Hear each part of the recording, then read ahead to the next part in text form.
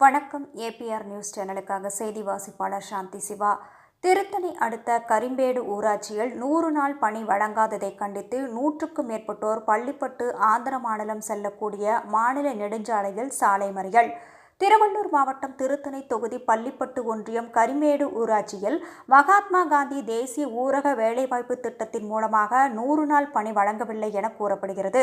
இதனால் இந்த ஊராட்சியைச் சேர்ந்த 100க்கும் மேற்பட்ட பெண்கள் பஞ்சாயத்து நிர்வாகத்தையும் பள்ளிப்பட்டு ஒன்றிய நிர்வாகத்தையும் கண்டித்து பள்ளிப்பட்டிலிருந்து ஆந்திர மாநிலம் செல்லக்கூடிய மாநில நெடுஞ்சாலையில் அமர்ந்து சாலை மறியல் போராட்டத்தில் ஈடுபட்டனர்.